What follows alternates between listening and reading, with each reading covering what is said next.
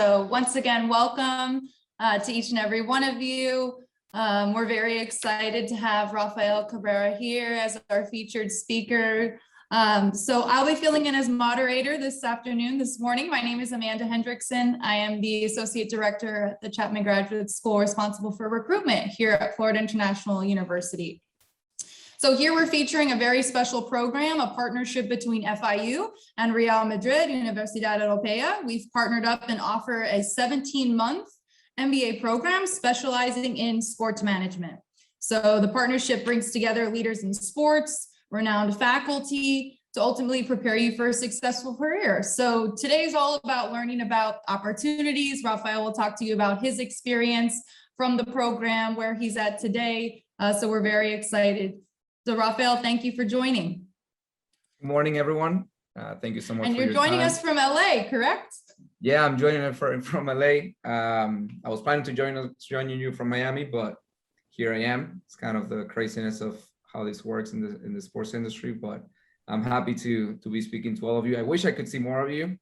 I only see a couple with the cameras on. I also see a few names there that I recognize. Angela, who's one of our interns, actually, so surprising. But it's great to share my experience with all of you. I'm looking forward to this.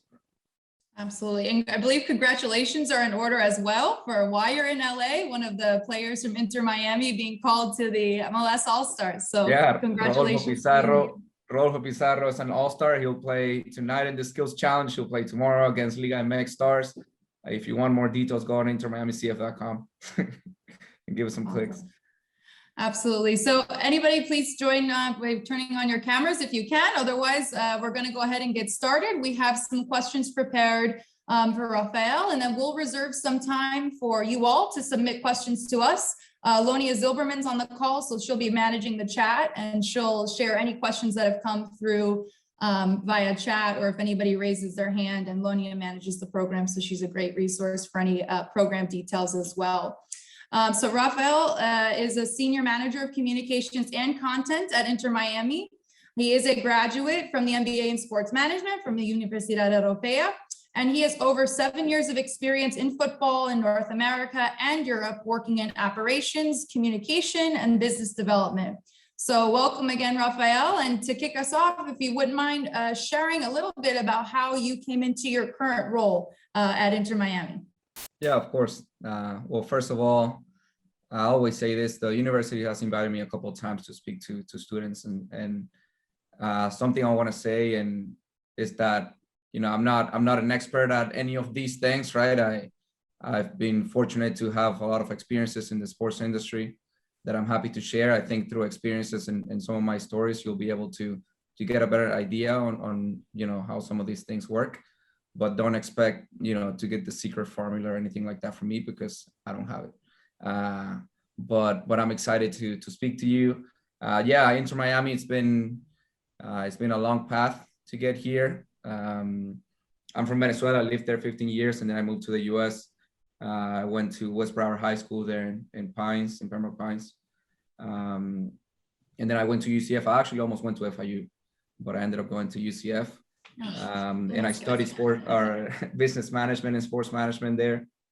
And like many of you, I'm guessing I was just a big fan of just sports, right? I like soccer, I like basketball, baseball, etc. So I just really wanted to explore, how, I wanted to work in sports because I liked it. But when I got to UCF, I basically went into experiential learning, and I said, hey, anything that you have in sports, I'm your guy. And they're like, well, good timing. Yesterday, the Atlanta Braves actually came here, and they're looking for someone to do equipment for the minor leagues. And I'm like, listen, my dream is to do equipment for the minor leagues. I'm your guy. I was born to do this, so please select me. And I went on and did equipment for the Braves minor leagues. They were set up at ESPN Wildwater Sports in Orlando. So I did that for 2 years. If you go on my LinkedIn, I think it says like equipment manager, Atlanta Braves or something like that. It looks very pretty and nice. I'll tell you that it wasn't that pretty, because it's cleaning the kitchen, it's doing laundry, it's cleaning shoes. But it's one of those things that I did to just kind of be introduced to the industry. I was able to live a lot of things and understand how things work in the background there in baseball, at least meet a lot of people. So yeah, that was kind of my first step. And then at UCF at the same time, I was in the program, and they emphasize a lot just making sure that you were volunteering and exploring different opportunities. So I volunteered for volleyball events and tennis and soccer. So one of those things that I did, I volunteered for an Orlando City game at UCF. And I did 2 games there. I was stretcher crew 1 game. Thank God no one got hurt. The other one, I was in managing more the operations side for Orlando City. And after that, because of what I did those 2 games, they offered me an internship for the operations side. So I did game the operations for a year over there. And then I met the VP of communications at Orlando City. I saw him doing a live translation for one of the guys that didn't speak English. And I saw him struggling a little bit. So I just said, hey, next year, if you need any help on because they were going to MLS in 2015, if you need any help on that, in the inaugural season, let me know. And I can help you at least with the Hispanic market, right? Because I can speak Spanish fluently, and I can help you with that. So he reached out, and I started then interning communications in 2015 for the inaugural year. It was something that then ended up being very valuable because I had experience in a new team starting from scratch. I did communications 2015, and then, I was initially just working on the Hispanic market and content in Spanish and working with the players that spoke Spanish and doing live translations. And then eventually the coordinator left, so they hired me as a coordinator, and then I was promoted to manager, and just the opportunities kept on coming, fortunately. And then after that, I was able to build a lot of relationships with the people that worked at the club. Obviously, being there 5 years, I met people from different departments and different areas. And then I felt like I had a really good understanding of soccer in the United States.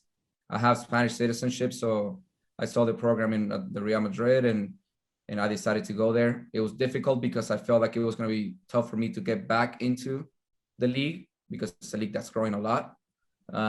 But anyways, I took the risk. I went to Spain, had a great time, great experience over there. 2 years in Madrid, almost the best city in the world, aside, after Miami. And yeah, had a good time. My whole purpose was just better understanding how things work in Europe in soccer. Obviously, it's where soccer, was born, and the tradition and the passion there is just unmatched. So since I got there, yes, I was going to school, but my main point was just getting experience in different areas. So I started meeting some of the professors after class. I started connecting with some people. Eventually, I started interning at an agency that it's Aduana Sports, works with some Real Madrid players, some sports properties. And I was doing more on the business development side. Then I also worked for Champions League there when I was there. And because I had really good relationships with the people from Orlando City, then some of them got hired by Inter Miami, the VP of HR, the VP of communications. And while I was about to graduate over there at Real Madrid, they called me and offered me the job here. And even though I had an opportunity to stay in Madrid, I felt like I wanted to I don't know why, but I wanted to go over another expansion team. I thought I had the experience because it's exciting to build something from scratch.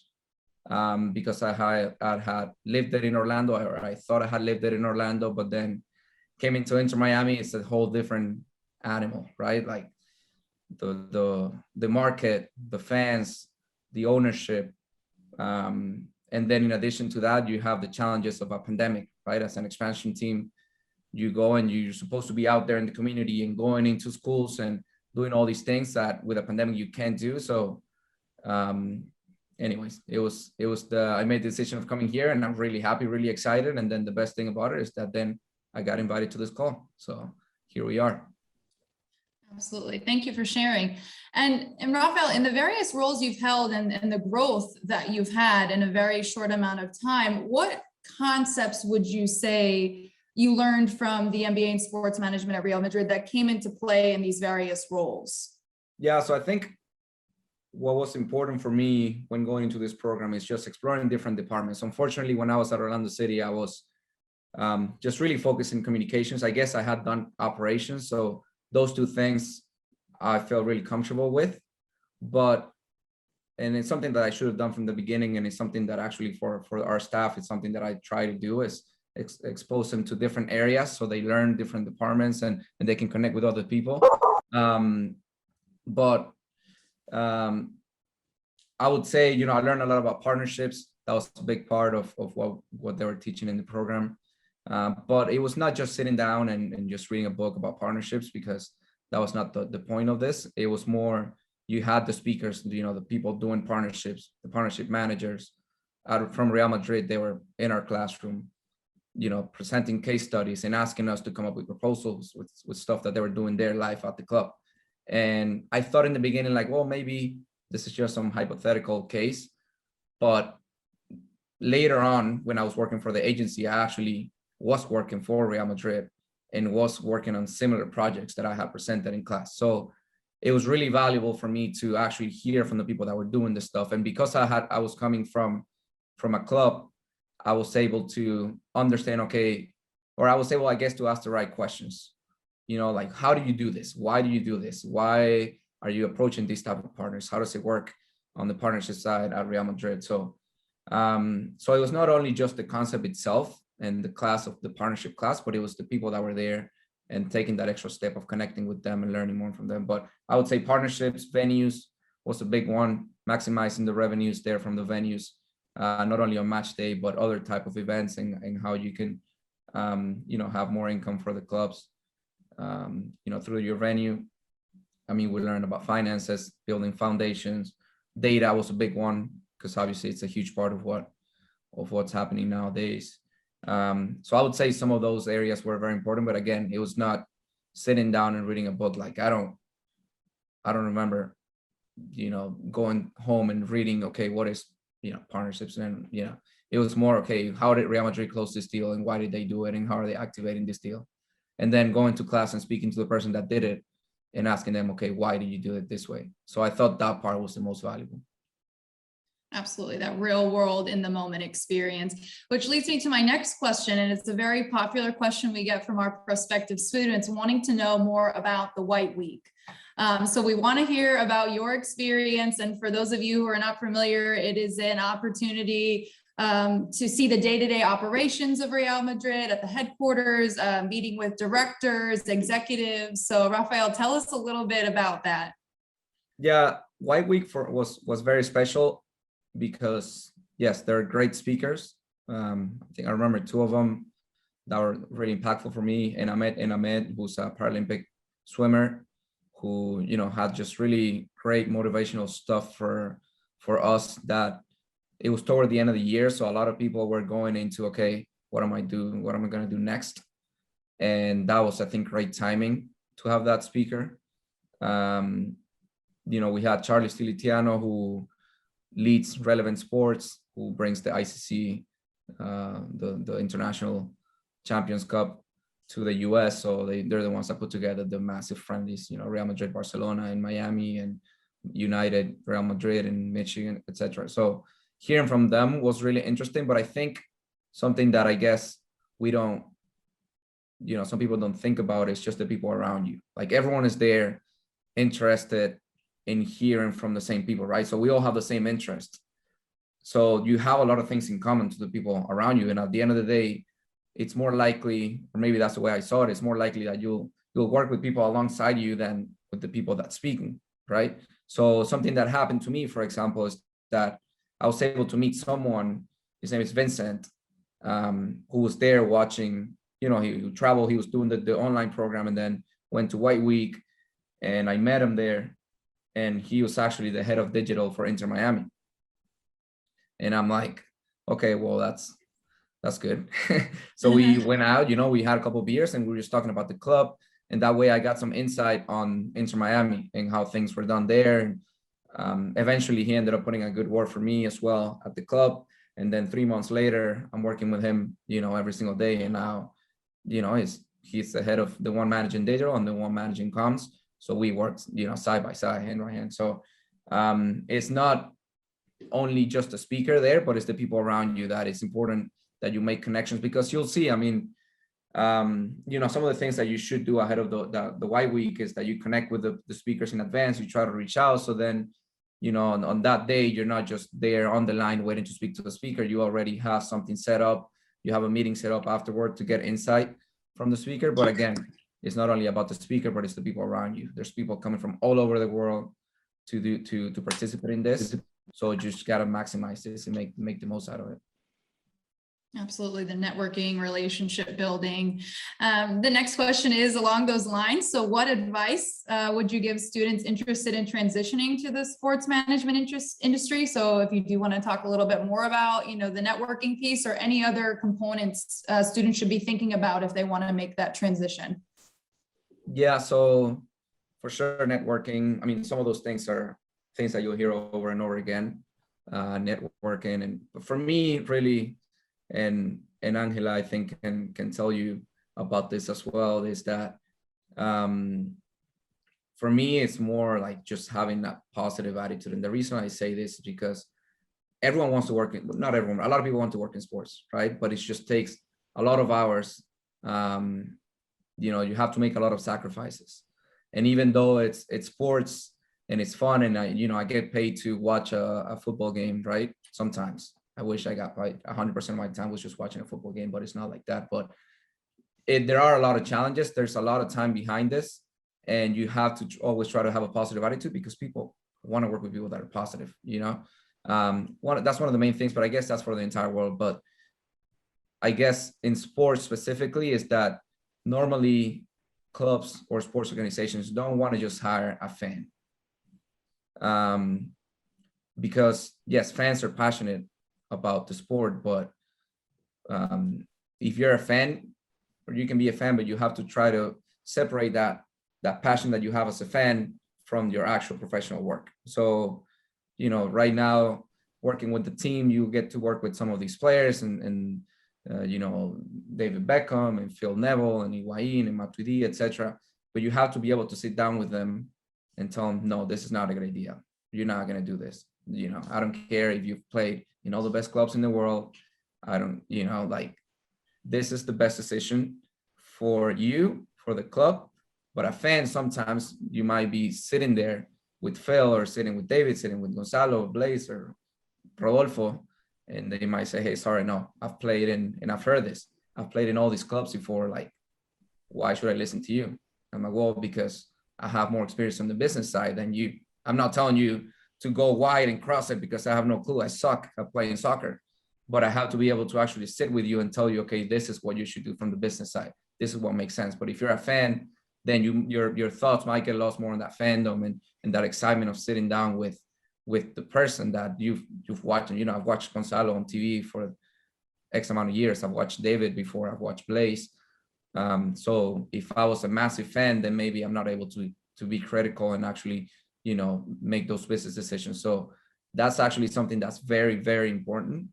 I had an instance in Madrid when we were at the agency that we were invited to do like an autograph session.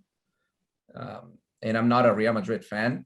I'm actually not a fan of any team. I'm just a fan of the players that I work with, or that I've worked with. And what we had to do, we had to go there, grab some jerseys, and all the players had to sign them so we can give them to the partner. So anyways, I was there. Every single Real Madrid player signed it, but I just had to make sure that every single player signed it, and that one of the players, I think it was Modric, maybe, he had to write for Juan, whatever. And this was given to the owner of the company, that he's paying all these millions to get this jersey that says for Juan, right? So I'm like, okay, here Modric, for Juan, perfect. There's another guy that was with me that also had to do the same thing, and he was a massive Real Madrid fan, huge. And anyways, he was getting all this signed, but also getting selfies with the players and whatever. I'm like, okay, whatever. No, As long as he gets the 4-1 Right. as well, it's no problem. So the whole thing ended, and he comes to us and he's like, okay, here's my jersey, 4-1, perfect. The other guy comes in and gives the jersey, and we're like, okay, where's the 4-1? Oh no, I forgot. I'm like, yeah, like, I get that you're excited to be around the players, but this 4-1 is worth $10 million. And you cannot do this again. So we just, it's a big problem. But that's an example of like, okay, I know you're happy to be there around the Real Madrid players and all of that, but it's not about that, right? It's the clubs don't want to just get a fan. They want to get someone that can help them reach their business goals. Absolutely. And then bringing that business acumen, having that confidence to have those conversations. Absolutely. I am curious, and if you could talk from your own experience on why it's so important for future leaders, specifically in the sports industry, to have that dual vision of both the American and the European markets. Yeah, I think it's important because there's a lot of positives from both sides, right? I was actually pretty surprised because when I went to the program in Madrid, a lot of what they were talking about was the American model. So I was not expecting that. They spoke a lot about NFL, MLS, MLB, etc. So they look up to the stuff that it's done in the United States. And here we look up to the tradition and the passion that they've built in Europe. So it's very important to be able to just get a good idea on both ends, because at the end of the world is, if you're able to combine both, then you're going to have a pretty good model, right? So that's the way I saw it. I think I was able to get a decent idea on how we commercialize the sport here in the US, and then going there. They're commercializing it great as well, but it's just a different approach. But they've also been able to build that tradition that comes with many years and everything. But there's also things that are done in Europe that are not done in the US, that if you're able to bring that back, and that's one of the things that then when I came back to the club, I had that perspective from over there that I think was helpful as well for the team. So yeah, I think that's the biggest thing. It's learning from both ends. So then here you can bring something different that maybe if people have not lived that experience, they won't think about it when you're in a discussion and you're coming up with the next marketing strategy, you're coming up with the next partnership, and you can bring that inside of, oh, I remember when I went to Valencia and I met with the executives there, they had this idea because of this and that. And then that's something that maybe if you don't travel, if you don't do it, then you won't have it. Thank you. Our last question for you before we open it up to our participants would be, could you discuss the importance and the positive implications of applying business knowledge that we've started to talk about and business acumen into the sports industry? So maybe speak to any future trends you see coming down, but why is it important to have, that business knowledge for future, the future of the industry? Yeah. Well, because at the end of the day, it's sports and it's a club and it's fun, but it's also a business, right? So you have to be able to sit down with a partner or even with a player or with a coach and explain the business purpose behind everything that we do, or with your own bosses, with your owners. So it's super important. If you're in it just because you want to win on the field, then that's good, right? Because you want the team to do well, but really the impact that you can have is not that big. But you can have a massive impact on the media side if you actually put together a good media strategy and you're able to promote the team. Then you bring a lot of value into the organization. So understanding the business side outside of sports is super important, because that's your role in the organization. Absolutely. Thank you. I did see one question pop up for you, Rafael. So if you could give one piece of advice to aspiring MBA students, what would it be?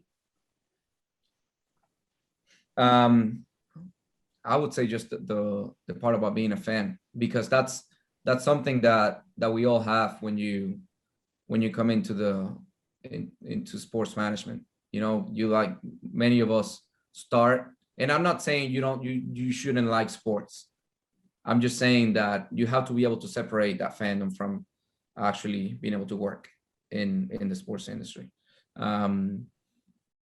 Because again, I've seen it before, and I've seen people not get hired because all they talk about in an interview is how much, what stats the team had last year and how Phil should have played Blaze instead of Victor, and it's like, okay, but I'm talking about media operations, so that would be my biggest thing. Like, I get it. I was a big fan, and I'm still a fan, again, of just the players that I work with, because I don't get actually a lot of time to watch other players play. But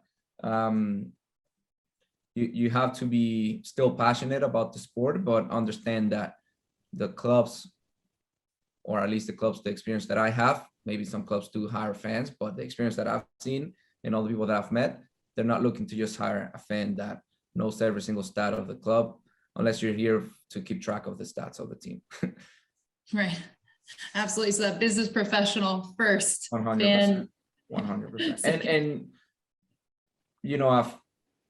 I've done interviews before where you can notice that the person, one of the first things when I ask, why do you want to work for Inter Miami, for example, or Orlando City, when I used to work there, and when they go the route of like, well, because I'm a huge fan, I love Kaká, or I love David, or I love Gonzalo, or and I'm like, okay, great, that's passionate about the team. But if you're stuck into just the love for the actual team itself, but you're not mentioning any other areas or how you want to grow professionally or anything like that, then it's probably a red flag. Because then if we have to do an interview with Higuain tomorrow, and I'm busy doing something else, and I need to connect you with Gonzalo, I need to be able to trust you that I'm going to be, okay, Gonzalo, here's the phone number of this person. He's going to call you. He's going to do an interview, and I need to be sure that I'm going to get that interview back and it's going to be great. And that later on, you're not reaching out to Gonzalo asking him for a picture for his cousin, Absolutely. Let me check the chat. I see another update. What would you say is the biggest challenge you face day to day in the sports management industry? Well, I sorry, guess. and just a housekeeping, if you're not muted, anyone, if you wouldn't mind, just so we don't have any feedback, so everyone can hear the responses. Thank you. Sorry, Rafael. So biggest challenge you face today in the sports management industry? Yeah, I mean, I guess right now the biggest challenge we have to say is the pandemic, right? Especially for an expansion team. Because you're new, like I remember at Orlando City, we used to be out there, like, players at, schools and doing events at the community and doing media and visiting TV studios and, going barbecuing with the fans and all these things that because of the pandemic is just really, really challenging. Because you have to take care of the team. There's all these protocols. And obviously that limits the exposure and the opportunities that you have in terms of, partners and, ticketing, right? The last year, I think we had the maximum amount of fans that we had in the stadium last year was 3,000 maybe. This year we finally opened more. So, a new team has invested a lot, right, and you have very limited income. So that's obviously a huge challenge. Fortunately for us, the club really has taken care of its employees. There's no layoffs, nothing.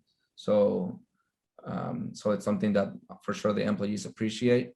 But yeah, it's a massive challenge for us, for all the clubs, all the teams, and then you're trying to find ways to be innovative, and how do you interact with fans in the middle of a pandemic when you cannot have them in the stadium.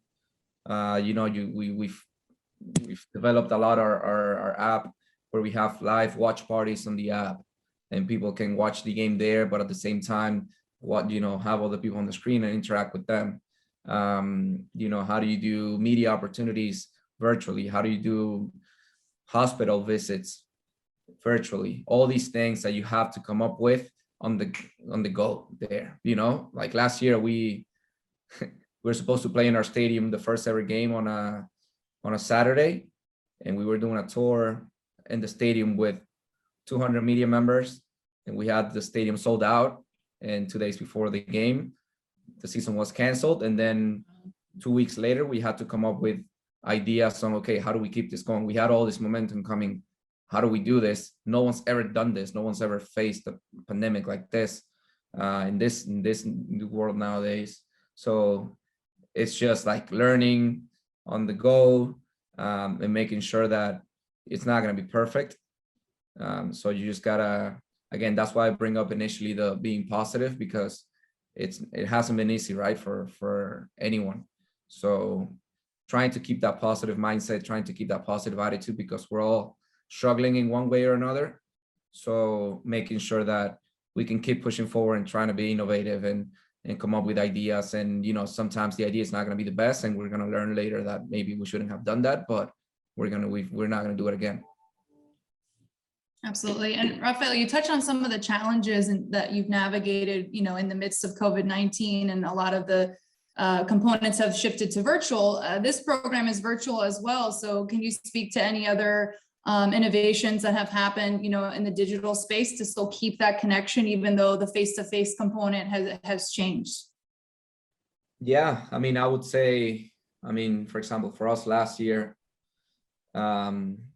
we weren't able to provide the match day experience, right? Because we're playing in an empty stadium. So we were offering a match day digital experience. So we had a Publix activation on the app where you could go in there and live different experiences, sponsored by Publix. You could, again, the watch party thing was a massive one for the club, where you could join other people while watching the game on the app. Doing a lot of, we had virtual visits to hospitals. So we had a kid there with an iPad and one of our players speaking to the kid. And so some of the things that we did, right? We had, like, last year, we had players playing with other players around the world, some FIFA games that were streamed live, and players getting questions live and answering. I think we had a game against Richarlison from Everton. I don't know. Yeah, we had a few last year. I can't really remember right now, but with Raul Jimenez from Wolves. But it's just coming up with ideas there, and those kind of ways to keep fans engaged, because especially for us that we had all this momentum, it was difficult to keep it going. And fortunately, we have an incredible fan base, where when we were able to actually open the stadium, it was sold out. And now, even though we were not doing well, we had people there, and we were in a really bad stretch, and people were there, and we were going on the road, and fans are traveling. So I'm not saying it's because of what we did during the pandemic, but I think keeping that engagement during a time where we didn't play for X amount of months helped somehow. But in addition to that, we have an incredible fan base behind that we're very fortunate to have, and that has helped us through all of this. Thank you. We did get a question about a career shift. So someone who may have 10 years of experience in a different industry, but who's looking to acquire this MBA in order to, shift into sports management. Any advice you may have there? How do I not scare you away? No. I studied with a lot of people that did that.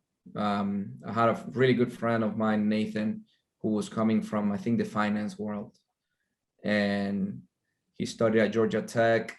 The guy's a genius, super smart guy, super great. And he played tennis in college, but he had never worked in sports.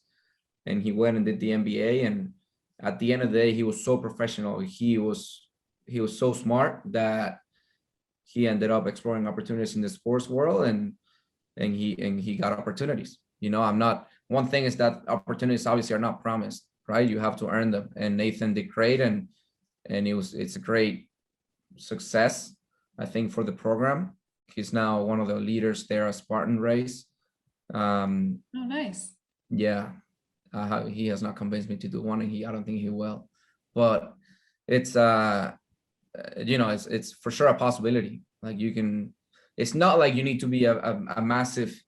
There's no special formula to be able to work in sports. It's a different industry, and I think it's helpful for this program to access because it does introduce you to all these different areas and how the sports world works. So, but then, you know, if it's going to pay off in the end, it really depends on you know, people's effort and people's interests and the networking and what you do. I will say in the beginning, it's probably going to be challenging. At least that was my experience. Just getting that first job. It was a different, you know, different background. I didn't have 10 years of experience. I was in college, but I was, you know, cleaning shoes in a locker room, right? But that was my experience. That's what I did. It's not like everyone has to go through that. But in the beginning, it could be difficult because there's a high demand for jobs in this industry. So when we have a communications coordinator position right now posted, and we're getting so many people applying for this that because it's you know, it's interesting. People want to be a part of this. And so because of that, then in the beginning, the jobs can be a little bit difficult. But again, that was my experience. And again, it's not like it's impossible to join the sports industry, because it's not. And again, this program gives you the opportunity to connect with the experts in this industry. Thank you. Lonia, any other questions that you see on the chat? Sure. I just wanted to maybe dive in a little bit more about the specific question, which is shifting industries, right? So when we're talking about any of our other specialized masters, whether it's finance, human resources, we always tell students that when you're shifting industry, you have to still work your way up, right? You're not going to automatically get that management position, that director position. You have to kind of start working your way up. Would you say that the sports industry is similar in that sense, that you have to kind of, like your own career, start as an assistant on the field and kind of work your way into where you are, regardless of how much experience you're bringing, right? You probably have a chance to work your way up faster, but you kind of have to start at the you know, the beginning. 100%. Yeah, it's like that. That's what I've seen, at least. Yeah, you have to, you know, if you have 10 years of experience, you're probably going to have to start. You're not going to go straight into being a director, or maybe you will, but the chances are maybe not that high, right? I will say though, that sometimes it's important to also just come with a completely different background. I think that's also super valuable, right? Because if you bring in the same ideas, then, you know, that might not be as helpful. So don't think that because you haven't worked in the industry, you don't know anything, because you do know a lot of stuff, right? For example, right now, my boss left the club and they're looking for a director that works more on the community, on the corporate side of things. And I'm working more on the sports side. So we're basically looking for someone that has not worked in sports, right? And it's someone that's coming from an agency that has only worked on the corporate side and does not know anything about MLS and the team. So, you know, that can also be it's not as common, I will say that, but don't think that because you don't have experience in sports, like it's going to be, you have to absolutely start from scratch, but it's very likely. But again, I think it's very important to have people that have different backgrounds and different knowledges. Like for us, it's not valuable to bring someone that has done the same that I've done for my career, because I'm already doing that, right? If you bring in someone that's going to deal with sports communications, we're going to have two of us. But if you bring in someone that has a lot more experience on the corporate comm side, then it's something that I haven't done. So that's more valuable for the club. So there's two sides, right? But I will say that, yeah, I think you should expect, or the chances are higher that you will have to climb up the ladder. Absolutely. But keeping in mind, you do bring business acumen and experience from other industries, and you can leverage that as you learn, as you grow. And Rafael, with regards to the MBA, how would you say your career might have been different had you not gotten the MBA specifically in sports management? Do you have any thoughts on that? Yeah, I mean, I think, and something I mentioned initially is that when I first when I first I spoke to Laura about the program is, for my specific path, I already knew the people from the club, right? I already knew the people from Inter Miami. I had worked with them in Orlando City. So I don't think in my case that I got hired 100% because of the MBA. What I did get from the MBA was that experience and that knowledge that I'm able to apply nowadays, right? Some other people did find jobs, like Nathan, for example, did find a job in the sports industry because of the MBA. Jaime, really good friend of mine, who we did the thesis together, and he was working in Delta in Panama, and then Nike, and then went into the NBA, and now he's one of the leaders of the Panamanian Federation. You know, have Mateo, who's working in Colombia, and then now he's working for Atlético Nacional, the biggest club, he says, the biggest club in Colombia. Martian, he had worked in, I don't think he even had worked in the sports industry before at all, or even had worked before the NBA. And then now he's one of the people leading recruitment for sports management program. So there's a lot of people that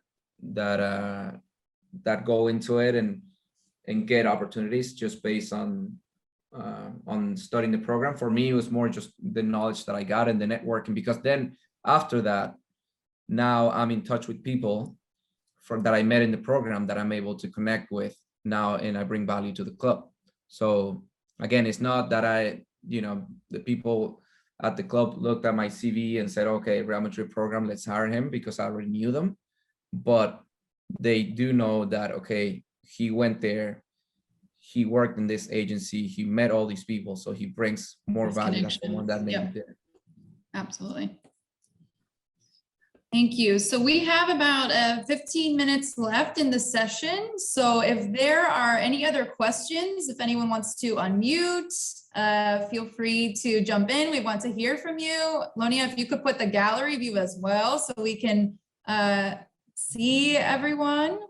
But any other questions for Rafael? Yeah, I have a question for Rafael.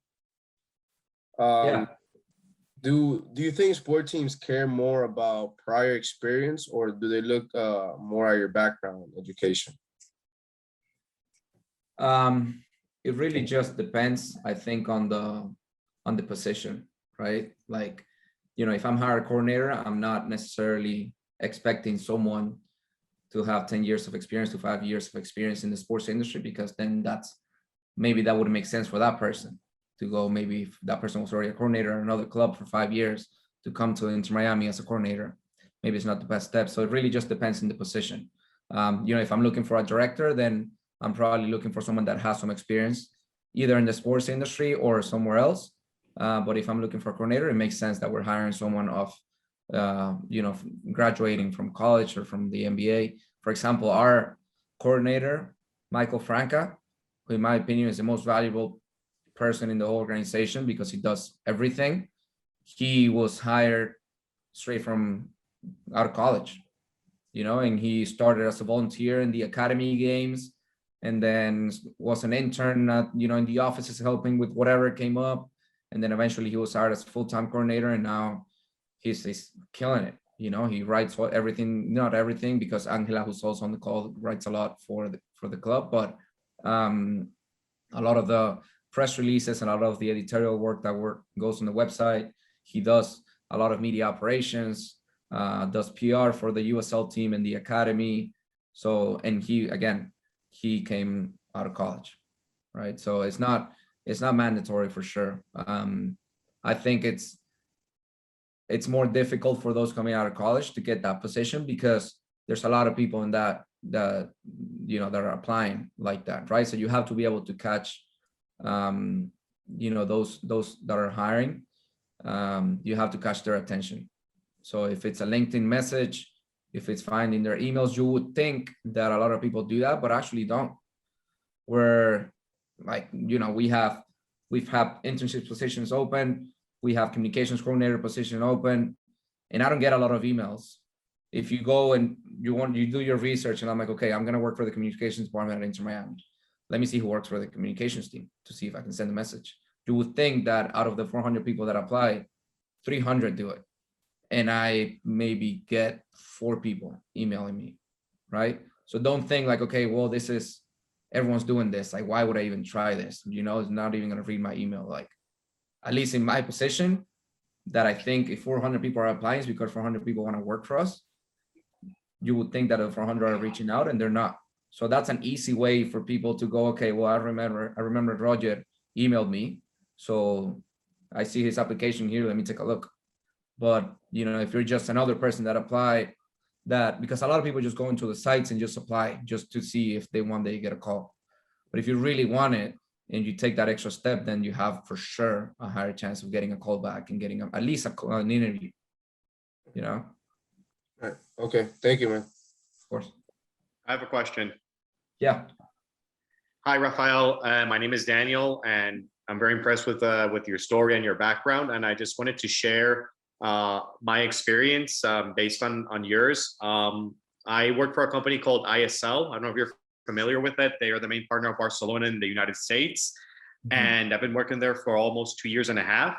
And I actually never had any experience in sports. I never worked with sports, but I was dying to get my feet in the water, dying to get into that industry. Besides passion for the game, I bring a background in customer service, inside sales, outside sales, and I was really able to bring in those experiences, and especially, you know, to like promote the Barca camps, to get new kids to come, and that my previous experiences, even though they weren't related to sports, really helped me perform and really, you know, further enhance my my mark into the department, and even bring higher revenue in terms of club partners and that. So I salute 100% that what you say. And the way I actually got into the company, I went onto the website and sent an email, and put, you know, where it says like contact us or that, and I got a call from the HR that they're looking for someone to fill in for the camps department, and that's how I got in. And that, and it's true, you know, you just sometimes do the unexpected, and you never know. Even, you know, just going on in person, dropping off your resume, and that can also help. So just, you know, 100%, 100. think out of the box. Yeah, for sure. And it's just, again, taking that extra step, because you also then expect that from when the person's hired, you expect that person to also take that extra step for other projects, right? And something that I always say is like, you know, I'm someone that right now is super busy with stuff, but I'm always happy to take a call from someone. Like, you know, I don't think I've accomplished anything, right? Like, I'm just someone that has worked. Many people have worked in other industries. I've just worked in this one. I'm not someone that's super special. Like, wow, look at this genius. I'm not.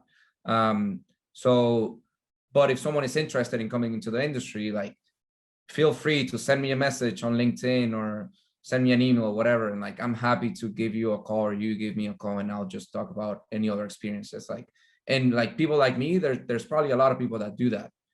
Like, you know, some people might not respond and whatever, just take it. So many people didn't answer to me, but some did. So, and then again, then that can eventually help you. And let me just clarify this. Don't just set up a call to be like, hey, are you hiring? Because that's not the right approach, in my opinion. If you actually have a conversation and want to learn and ask the right questions, then it's someone that just stays with you. And then when you open a position and you notice that that position has been open, hey, I just saw this open, I just applied, heads up. You know, I'd love to learn more about it, keep me posted, whatever. And then I remember I spoke to Daniel, I spoke to Roger, and we had a conversation, and okay, well, let me try, let me give him a call. Thank you. Any other questions from the group before we wrap up? I do have a question. Hey, Rock. Oh, yeah. No, go ahead. Thank you. Because I see this is mainly focused on the communication and marketing side. What about the investment side? Do the teams have something related to that area, or they just keep the cash that they receive sitting there depreciated with inflation? Well, the way, at least the clubs that I've worked in, the way they're structured, we have a business development side, we have a finance group, we have the chief business officer. So between them, I guess that's where the conversations happen, right? I can't really, go into detail about it because I haven't been in those discussions. I haven't been in those rooms. And even if I would have been, I don't know if I would have been approved to say anything. But yes, obviously for us, we're making, I guess for us, the approach is different because we're right now just investing and the revenue that's coming in is limited. But yes, I would think that the money coming in, yes, the idea is to continue investing it. A lot of it, the investment goes into the academies. That's a big part of, especially on the sports side, selling players, developing players to sell them, to then go and invest them again in the academies to continue developing players. And that's a big way that, at least going back to why it's important in the, to know the European market, European and around the world, that's how it is, of the development of the players to then sell them, to then reinvest them into the club. But and I think if Tomas would have been on the call, maybe reinvesting is not the right way of saying it. So Tomas, if you're watching this recording, I'm sorry. But yeah, that part, I would say yes, there is a group managing that. I just haven't been in those conversations. So I'm sorry, but there's just not really much I can tell you about it. So my question then would, follow-up question would be, in this program, how exposed would the students be to that area of the business and sports? That's a great question. So Tomas, now listen to this part. Tomas was the professor that was helping us, teaching us more about finance and accounting and all this, the financial side. And he was one of the best professors, for sure. Someone made a mistake and selected me to speak at our graduation. And I actually mentioned Tomas because he was a great professor.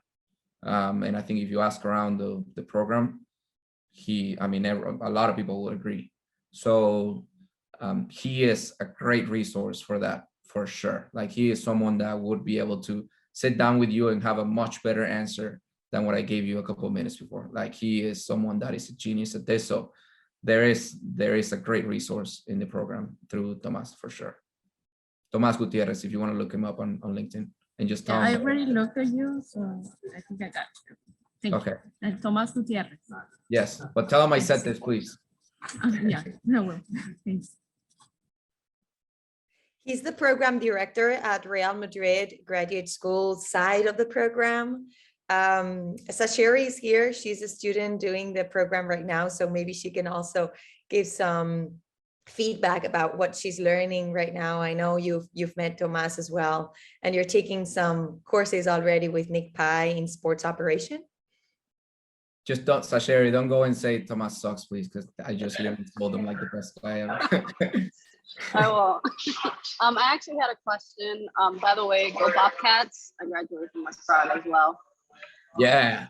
I'm not sure if you guys got to my question, but I'm currently not working as a sports major, but I work for school. I had to get my degree with sports and transitioned to the MBA sports management with Real Madrid.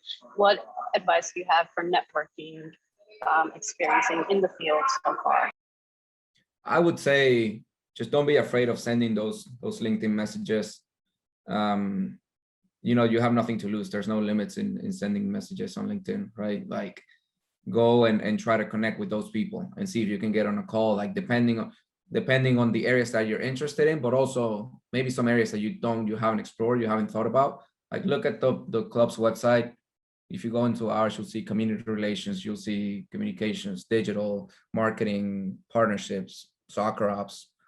And okay, if you want to know what soccer ops does, like, I can assure you that if you go into Orlando City Soccer Ops and you see, a name there, if you send them a message, there's a chance that you can just get on a call. Like, hey, like, if you don't mind, like, can you just, the biggest thing for me is understanding what people do on a day-to-day to see if I actually like that job. Because this happens a lot where you have someone that sits and speaks to you and then goes on about all these like high level things. But then like, okay, but what do you do on a Tuesday at 11 a.m., right? Like, what do you do? You know, I can tell you I do communications for the club, but I could, if you give me a call later and, you know, you ask me, okay, I want to actually know what you do on a day-to-day. Like, why are you in LA right now? Why do you have to go to Orlando for the game on Friday? Why, you know, why do we have to be at the stadium 4 hours before kickoff? Like, what do you do? And then there I can explain to you, okay, this is what we do. We need to connect with local media. So we send out this, you know, this email. We need to pitch ideas. We need to set up the credentials, all these things. And then there you'll have a better idea of like, okay, well, this is what this position means. This is what this person does at our club. And if you are able to do that with many different departments, many different clubs, then you get a pretty decent idea of what areas you like to explore. And then maybe from that conversation, you'll go, okay, I actually like what Rafa does. So Rafa, if you ever have an internship position open or whatever, like let me know, or I'll apply, or I'll be looking out for it. And then the next time I do interviews, I will have your name there and I can set up a call with you. And then you might get interviewed, then you might get hired, and then you might do well, and then you get hired as coordinator, and then there it is, you're in the industry, you're a genius, like but it started with like, okay, what am I going to lose sending a LinkedIn message, right? Like I can just literally just speak to someone for 15 minutes. Some people might pretend like they're the busiest people in the world, and sorry, I don't have time for you, but just whatever, that for me, it's, I was in your position, and I don't see why not, right? So, and there's a lot of people that have gone through that, because most people's path were like this, that they started as an intern and they were just doing whatever they had to do to just get into the industry. So many people will relate to you sending that message and be like, okay, I was in your position. Yeah, let's talk for 15 minutes. Why not? So. Thank you, Rafael, for that information. It is so valuable to be able to just take that first leap, right? Make that connection and try to start the conversation and stand out a bit, right? Because it is a competitive market, and to try to make some of those relationships, connections down the line. So thank you, Rafael, for your time. That does take us to the top of the hour. For everyone on the call, in the chat box, you'll see Lonia Zilberman's email address.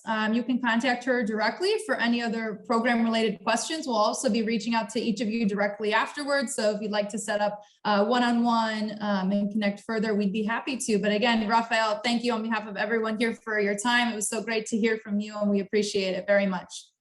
Of course. Thank you all for the time. Sorry for being so boring this morning, but I did my best. Not at all. Thank you very much. Have a great rest of your day. Wait, Carolina's on this call. Thank you, everyone. Have a great rest of your day. See ya. Take care. Bye-bye. Thank you.